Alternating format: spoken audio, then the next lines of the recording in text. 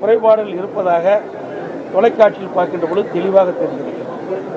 ஏற்கனவே மாவட்டத்தில் நடந்த டிவிகே அந்த பிரச்சார கூட்டத்திலும் முழுமையான பாதுகாப்பு வழங்கப்பட்டதாக தெரியவில்லை. இதெல்லாம் தொலைக்காட்சியில் பார்த்துதான் நான் இதை குறிப்பிடுகிறேன்.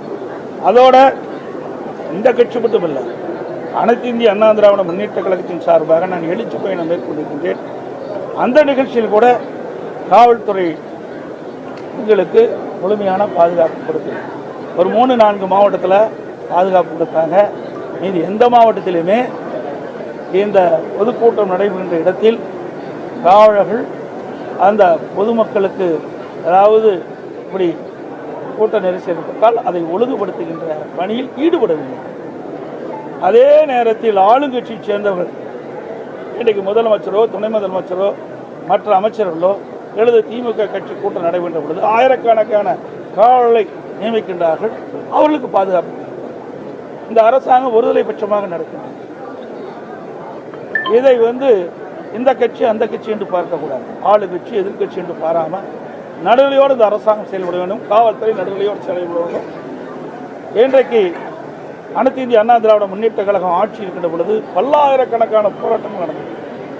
அத்தனை போராட்டங்கள் அனுமதி கொடுத்தோம், முழுமையான பாதுகாப்பு கொடுத்தோம். இப்படிப்பட்ட நிகழ்வுகள் எங்களுடைய ஆட்சியில் நடந்தது.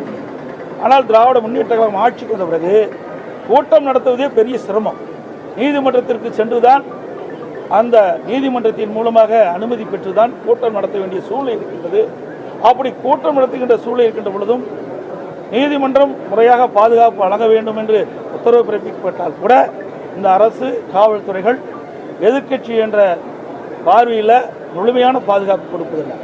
இந்த முழுமையான பாதுகாப்பு கொடுக்கப்பட்டிருந்தால் இந்த தள்ளுமுள்ளுகளை சரி செய்திருக்கலாம், இந்த உயிரிழப்பை தவிர்த்திருக்கலாம். அதோடு ஒரு அரசியல் கட்சி தலைவரும் அதை கூர்ந்து கவனிக்க வேண்டும்.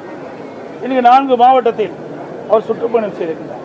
6 மாவட்டத்தில் சுற்றுப்பயணம் செய்கின்ற பொழுது ஒவ்வொரு மாவட்டத்திலும் எப்படி இருக்கின்றது, அதில் என்னென்ன குறைபாடுகள் இருக்கிறது, அந்த குறைபாடு எப்படி சரி செய்ய வேண்டும் என்று அவர்களும் அந்த ஆலோசனை பெற்று அதற்கு ஏற்றவாறு அவர்களும் முன்னேற்பாடோடு அந்த கூட்டத்தை நடத்த வேண்டும். ஏன்னால் எல்லாமே விலை மதிக்க முடியாத உயிர்கள். ஒரு அரசியல் கட்சி கூட்டம் நடத்த என்று சொன்னால் அந்த கட்சியுடைய பாதுகாப்பை நம்பி, அரசாங்கத்தை நம்பி, காவல்துறை நம்பித்தான் பொதுமக்கள் அந்த பொதுக்கூட்டத்தில் கலந்து கொள்கின்றார்கள். அரசாங்கமும் காவல்துறையும் பொதுக்கூட்டத்தில் நடைபெறுவதற்கு பாதுகாப்பு வழங்க வேண்டும். அதே போல் அரசியல் கட்சி தலைவர்களும் அங்கே குழுவிட கூட்டத்திற்கு ஏற்றவாறு தாங்கள் நடந்து கொள்ள வேண்டும்.